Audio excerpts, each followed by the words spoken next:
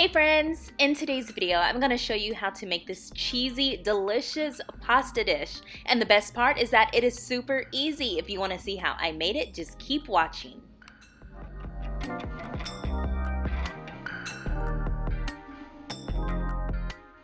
Okay guys, so to kick off this video, these are the ingredients that you are going to need. You're going to need some sort of olive oil, just a bit of an onion. You need some smoked sausage.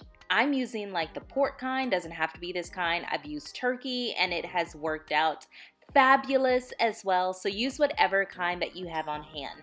You need some chicken bouillon or chicken stock, whatever that you have.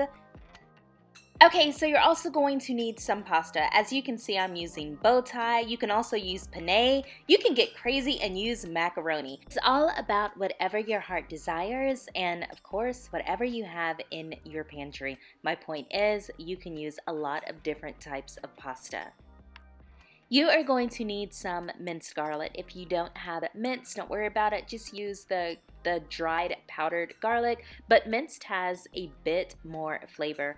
You are going to need some diced tomatoes. This is just a can of the mild. And if you are just starting out cooking and shopping, this is basically the same stuff that you would put in Ro-Tel.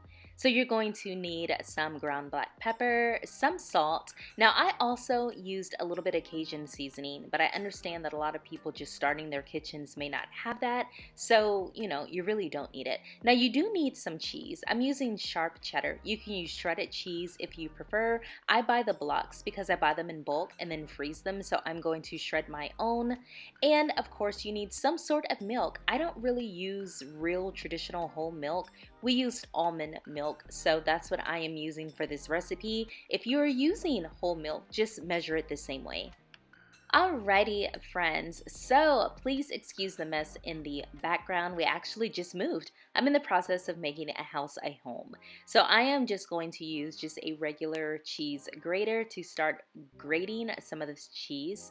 As I stated before, I actually buy it in bulk. So when I catch a good sale, I just buy plenty and freeze them. So keep in mind, you can definitely do that. Now it will somewhat change the texture of the cheese, so I wouldn't really just recommend it for like eating with crackers, but if you're going to do something like cooking with it, it should be just fine. It just makes it a little more crumbly. So as I mentioned to you all, we were just moving into this house. I think at the time this video was filmed, we had been there 2 days. So stuff is everywhere. However, I could not find my cutting board. So we had to go old school. I'm just using a plate to cut up my smoked sausage. And I use both links of smoked sausage that was in the package. Okay, so we are just going to go right ahead and turn our pan on. You want it on medium-high heat because we're going to go ahead and saute and sear our sausage first. So you see I just poured some olive oil in there, about a tablespoonful. You don't have to just use olive oil. You can use grapeseed oil or even vegetable oil if that's what you have. So we're just going to cook our sausage just a bit on both sides to give it some color. Just kind of let that flavor start setting off. Now we are going to go ahead and start chopping our onion as well. Now if I were you, I would use a half of onion. I just didn't have it. We hadn't gone to the grocery store yet. So I am using what we had, but do as I say, not as I do, because I really needed more onion. So I know you're thinking, didn't she just say she didn't have any onions? I didn't, but my husband came home and brought some vegetables, and part of those vegetables was an onion, so I was able to add more to this dish, and I'm just going to dice it up like I did the first one.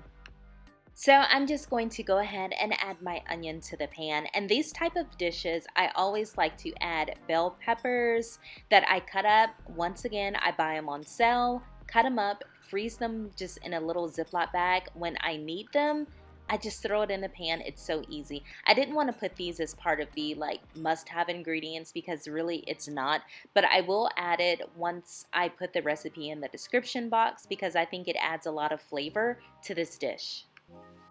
Remember, you are still on medium-high heat, so you're just gonna saute this just to let those good flavors and juices loosen up. Okay, so once your meat is pretty much fully cooked and your vegetables have cooked down, you want to go ahead with your minced garlic and add a tablespoon full. Now remember, when you're cooking, you want to always add your garlic at the end because garlic burns very easily. And when it burns, it turns bitter and hard and disgusting. So we're gonna add a tablespoon. If your family is not a garlic family, add less. If you love garlic, add more. It's that simple. So let me say this, at this point, your kitchen is smelling amazing.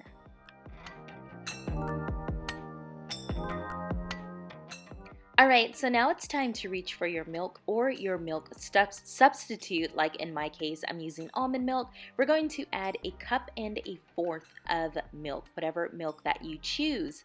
This is going to be the base of our cheese sauce that we will be making in our pan. So just go ahead and pour it in there. And as soon as you add your milk in, go ahead and add in your diced tomatoes. Now, drained or undrained, the choice is yours. I like to use mine undrained. It just makes my cheese sauce a little zestier. You're going to give everything a good stir and just kind of let it mesh together and warm up in your pan. Go ahead and add your 1 cup of your chicken broth or your chicken stock. It's going to look very liquidy right now. That's what we want because we are about to add our pasta in, and we are actually going to cook our pasta in this pan. That means this is a 1-pan dish, which we love. So you're going to cook your pasta in that chicken broth and milk mixture, and it's going to be nice and soft while incorporating all of that flavor that you put in your pot. Now, I am using about 2 cups of uncooked pasta, but this recipe is very forgiving. I actually used a little more than that, but I didn't want to have like a fourth of a cup left in my box, so it all got in the pan. Like I said, this recipe is extremely forgiving, though. That's why it is great for beginners and advanced cooks alike.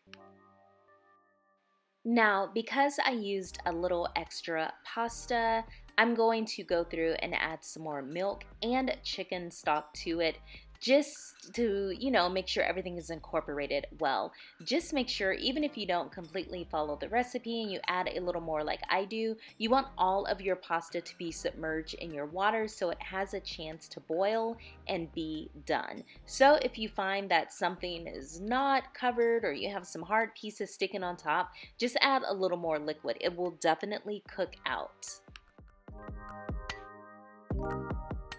Okay, so now it is time to season, folks. I swear by this seasoning. This is the Spice Classics Soul Food Seasoning, and it is so delicious. It effortlessly just amps up any dish you put it in. Not sponsored. I don't even know who owns it. I just know I like it. So I'm going to sprinkle about 1/4 of a teaspoon in there. Now, I have already put my pepper on here, and I just did a few little shakes of salt, but I did that off camera because I forgot to turn on the camera. So after I put that soul food seasoning, I'm just going to give it a good stir, and you will notice your pasta is already slowly starting to get a little more softer, but of course we're going to let it cook about 15-20 minutes, covered.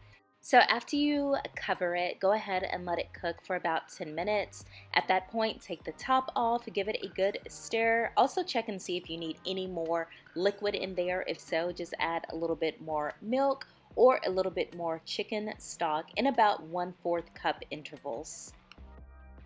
Listen, I almost forgot my cheese, y'all. I was letting it cook and I was like, oh my gosh. So I'm going to sprinkle in about a cup of, this is just the shredded cheddar cheese.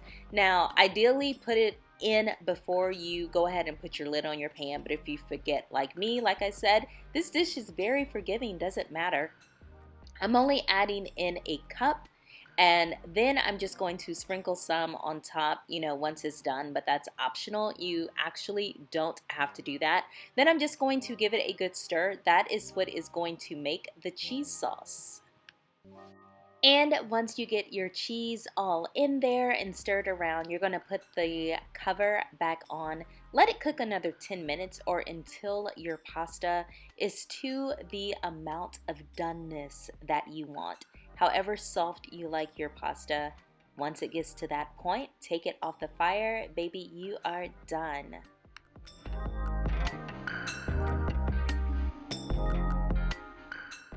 And just like that, your pasta dish is done, guys. It looks amazing. It tastes amazing. It's nice and cheesy and just gorgeous. So at this point, you can sprinkle some cheese on top. I opted just to go with a little more Cajun seasoning.